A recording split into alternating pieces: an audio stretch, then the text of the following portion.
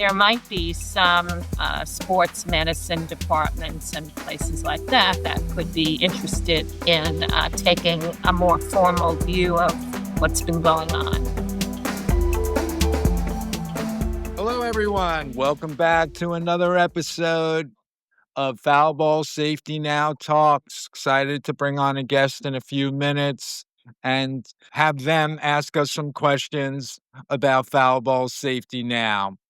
Before we go to our guest, I want to bring you guys caught up to speed on some news. This week, we are either buying a full page ad in the Modesto Bee, which is in California.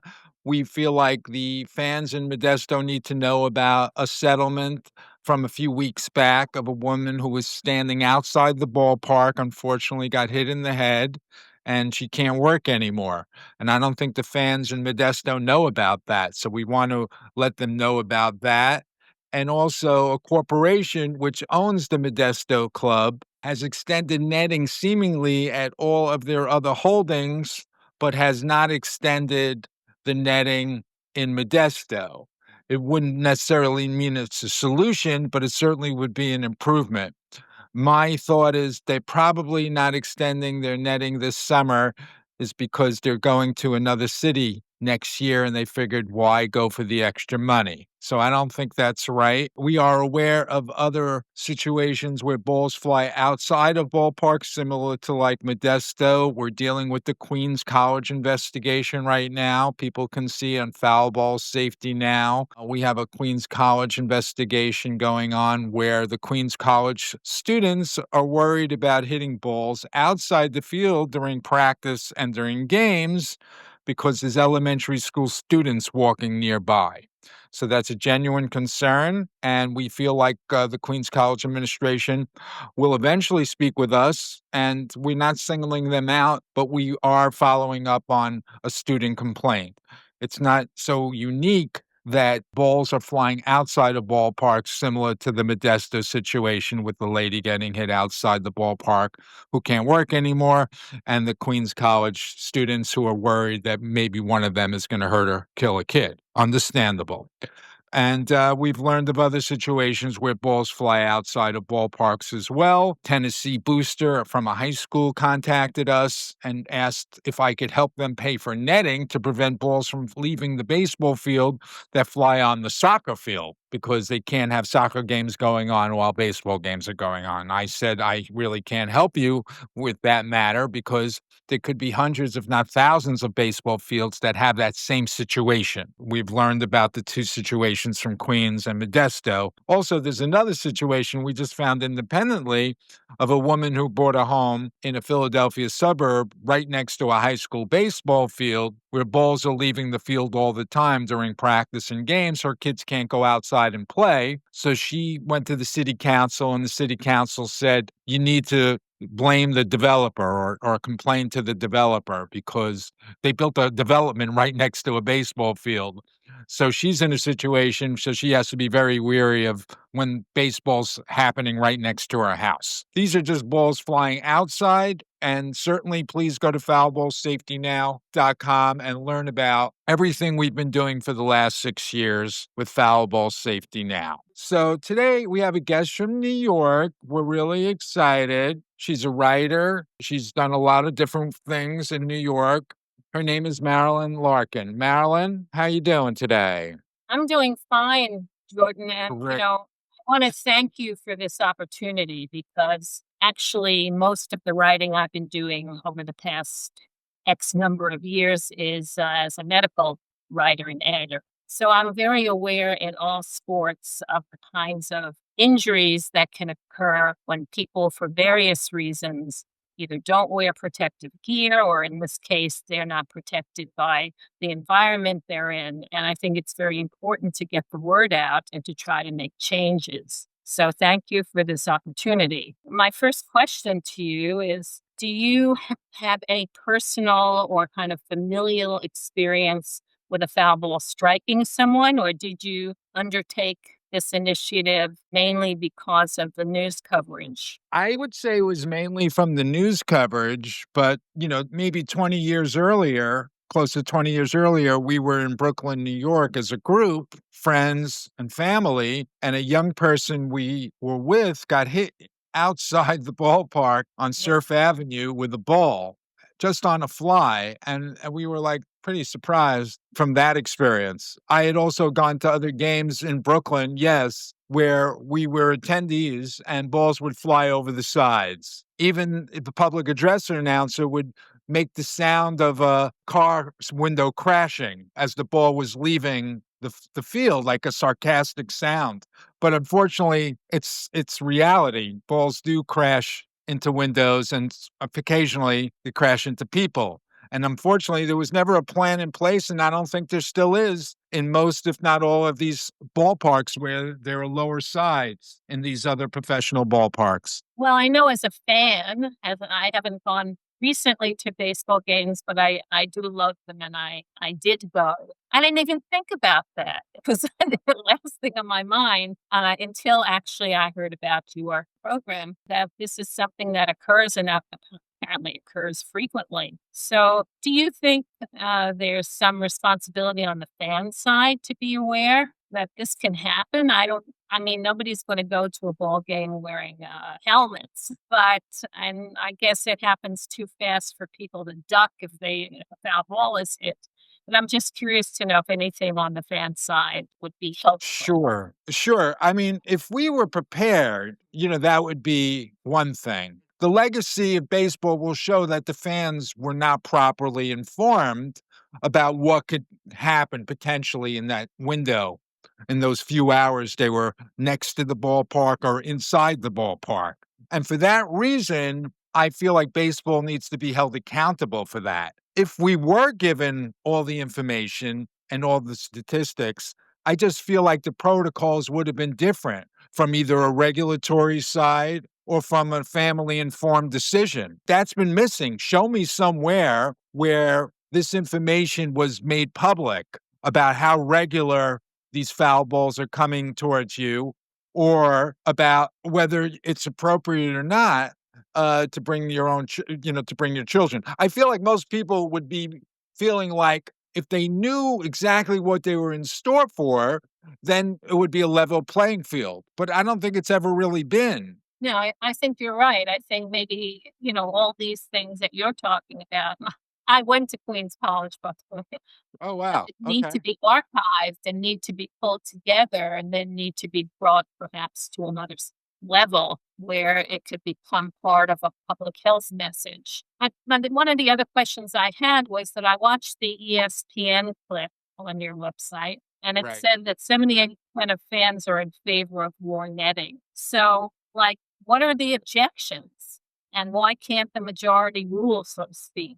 Right. So that survey, I'm not really sure how many people took part in it, but yes, that was an ESPN survey at the time. But there was also that 5-minute video from 2019, which had those 700,000 views, which we call Exhibit A at Foul Ball Safety Now. It's the 5-minute thread of serious injuries, Yeah. 700,000 views and 4,000 comments, but really about 80% of the comments were quite the contrary. They were not in favor of netting. So that to me may be a bigger sample of that the biased baseball fan who's watching those videos, they're still blaming fans to pay attention or you should not have been on your phone. But we looked at all the comments and 80% of them were really like biased, knuckleheadish kind of What are they comments. Yeah, what are they saying? I mean, I just Yeah. assume, like, nothing that, well, they don't wanna look through a net, and like probably people that paid a lot of money to sit wherever they're sitting, but I could be wrong, curious. What were they saying? Well, no, again, for those who want to see the comments, most of them were sarcastic, blaming fans. There were 4,000 comments. So there was a lot of engagement when the video aired. Unfortunately, it kind of went from all of that engagement to zero pretty soon. Maybe Major League Baseball and ESPN do business together, so Major League Baseball wasn't thrilled that ESPN did a piece on that. So maybe they asked them to shut it down because it went from a lot of engagement to little, very little, fast. Unfortunately, the truth seekers out there are not being informed about what's happening out there. So there's baseball fans that would have appreciated knowing the data.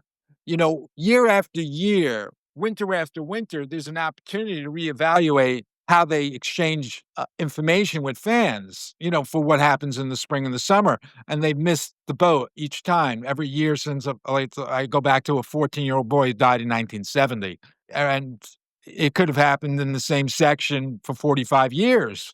In many places, they didn't do extended netting over the dugouts in the major leagues for a lot of years. Still, in some of the other Well, professional leagues, there's no netting over dugouts. there must have been some awareness that originally prompted nettings to start with, that people had some kind of thought about what might happen.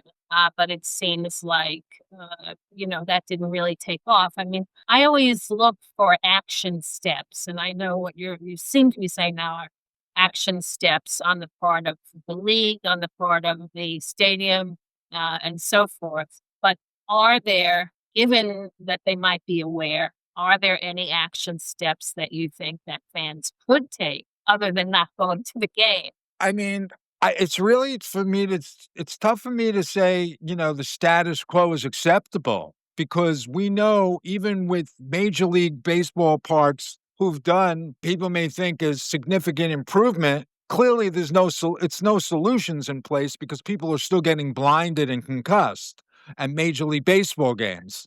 Where the woman died at the Dodger game in 2018, it took them a year to raise the nets vertically behind home plate where she was killed in the loge. I don't know if any of the other 29 teams have raised their nets vertically. So what happened at Dodger Stadium, it could be mirrored somewhere else. So until all of this information is known and conveyed properly, people should get a one-sheeter every winter about what went down last year and what we anticipate happening this year from amount of foul balls, close calls. We have something called Exhibit A1. We have Exhibit A, the 5-minute video from ESPN, but we also have Exhibit A1 from 2019. We revisited a 538 report, and we came out with it earlier this year, which demonstrates just how many foul balls there are in professional baseball and how many of them continue to go in the hot zones.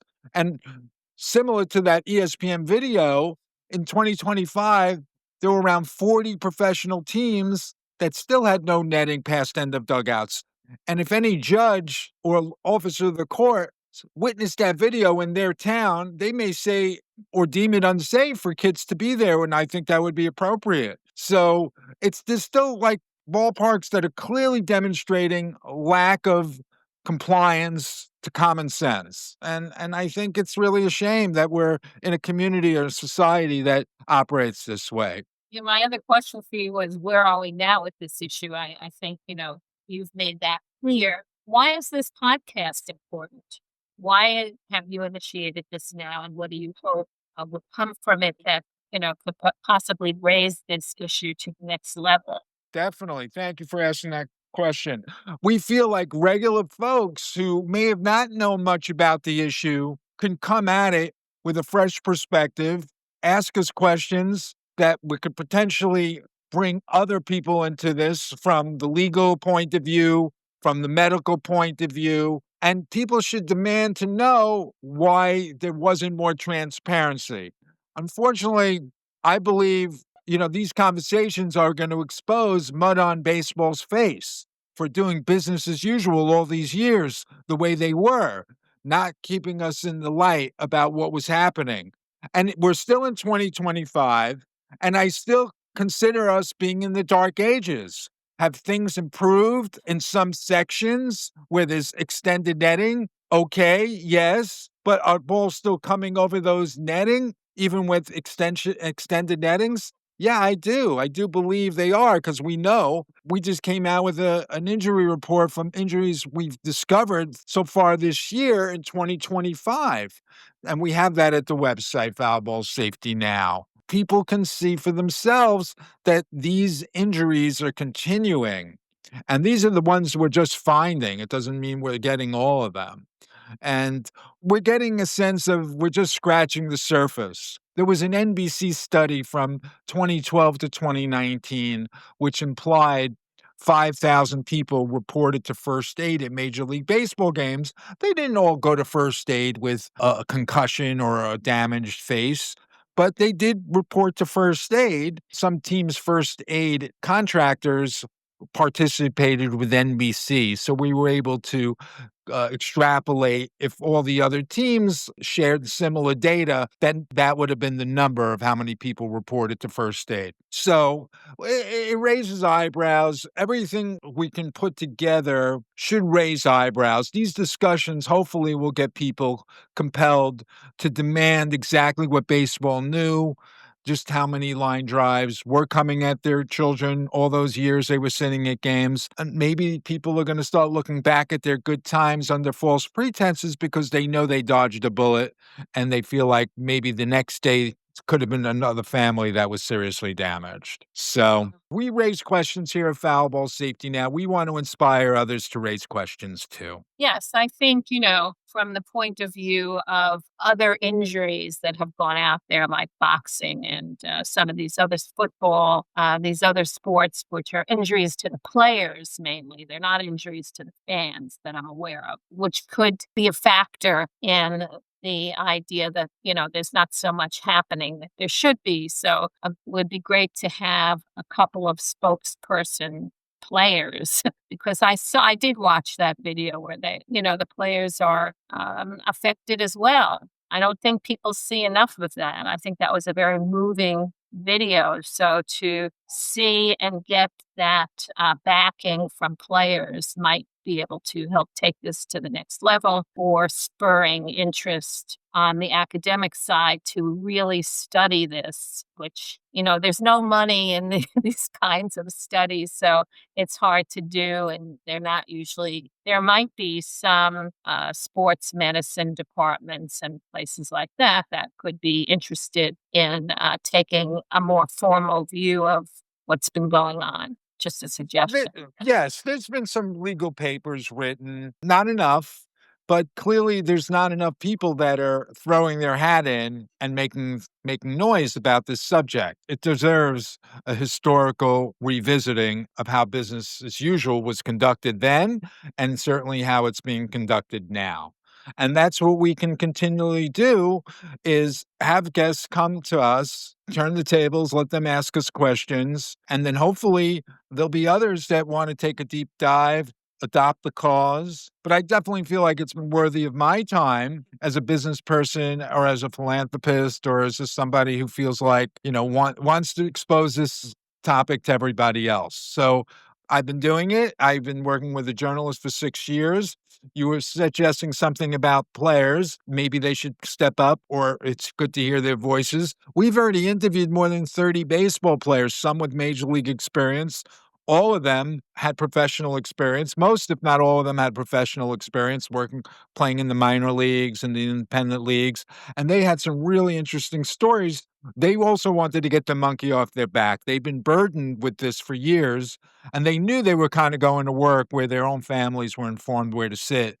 But at the same time, they knew amongst themselves that one of them would have ended up crushing somebody sooner or later. And it's not a good feeling for a young person, a young adult to carry around. And that's what's happening right now in Queens College, where the whistleblower student athlete, and it's funny because that student athlete, he didn't want to go on the record. I said, I'd love to talk to you and your teammates. And he says, if I spoke to you, my unborn son 20 years from now will be blackballed from baseball. I said, that's kind of strong. I was like, well, that's the way he feels. But we did Yeah. get a letter back from the president of Queens College back in May. We followed up in July. And apparently my lawyer tells me that we'll be getting some kind of dialogue with them sooner or later, something about freedom of information because they're not a private college. So I was like, okay, we'll have our dialogue sooner or later. If people want to see the 2 letters we wrote to the Queens College administration, you can check them out at Foul Ball Safety Now. Okay, well, it sounds to me like you're doing an amazing job for a cause that, as you have said, there's not much awareness of, and hopefully there will be growing awareness. And podcasts, and I'm sure you're doing social media and other and the website. I'm happy that you're doing this, and I will be following your progress. Well, we really appreciate that. Yeah, Marilyn, I do have a question for you as a medical writer. In the past, I've heard this issue referred to as a public health crisis before. How important do you feel this information is readily available to fans for their personal health and safety? I think it's critical to be as part of the action steps to alert fans to where they're going, and just like you would if somebody's given a new prescription drug or a new herb or something, you want to know the benefits and the possible downsides. I think people don't talk about the downsides here because you don't think about them. I think the average person in this respect is like me. Yeah, who would think of that? I just say, "Oh, I'm going to the ball game." I'm not gonna be thinking I may get hit in the head. So I think that, it's an awareness thing for, educational materials for fans, but I also think that the bigger thing or the simultaneous thing that needs to be happening to provide synergy is that, it needs to be acknowledged and supported by the teams or the stadium or stadium, whatever the plural stadiums are, or both to say, look, this is a possibility. It's happened. And then that the same way that there's protective gear for football and other sports, the protection here is the netting. I mean, at the bottom line, you're giving that protection, and that protection has to be given full out, not partially. If you're going to skate, like I remember going to rollerblading, I wore the things on my knees and my elbows. I didn't just wear, a helmet. And some people laughed. Oh, you're wearing all that equipment. But you know what? I was skating as a novice in the first month of my skating in Central Park, and coming in the opposite direction of me, going in the wrong direction, was an emergency vehicle who was not stopping. I had to just tell myself I was going to just go through it. And I grabbed a fence and I got all, cars stopped afterwards. I was okay. I was okay. But the point is, if I weren't wearing that protective gear, it would have been worse. So that may be not a very tight analogy. And we're not telling fans to wear protective gear, but we are telling the stadium and the leagues and whatever to protect them. You have a tool, use it. Very good. Yeah. Well said. I thought that was a great answer. All right. Well, I think this was a great, lively discussion. I want to thank Marilyn Larkin for joining us today and Brianna Ludwig, as usual.